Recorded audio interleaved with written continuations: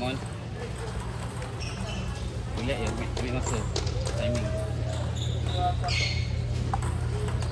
Yes, okay. Cycle.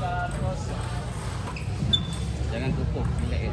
Perlawanan P15 pusingan awal, Zara Batrisha dari Setiabudi dan Izzah dari SPPI Gombak akan berlawan di meja 2. Ulang suara. Perlawanan kategori P15 pusingan awal, Zara Batrisha dari Setiabudi dan Izzah dari SPPI Gombak akan berlawan di meja 2.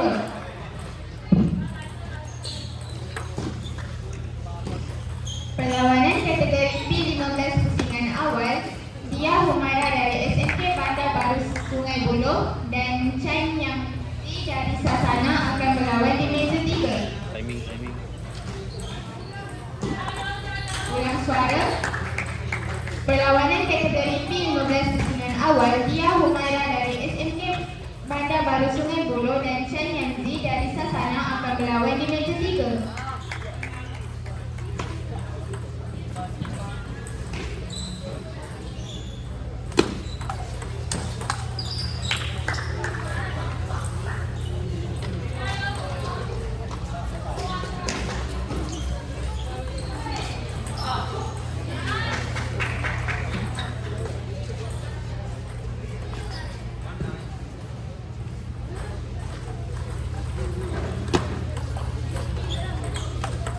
Nice. Control, relax, control.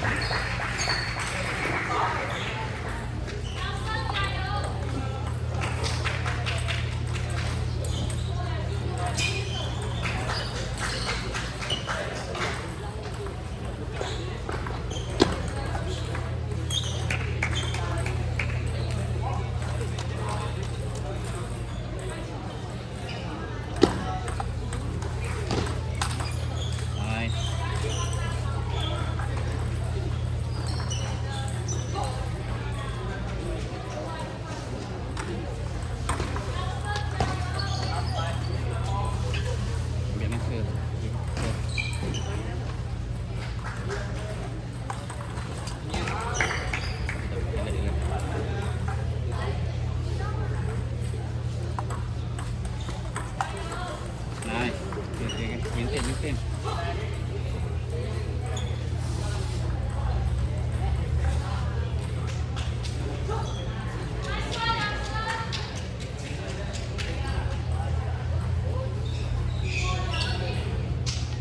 Dia Humaira dari SMK BBS.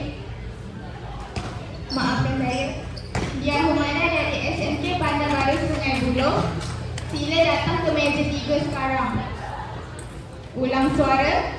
Dia Humaira dari SMK Bandar Baru Sungai Buloh. Sila datang ke meja 3.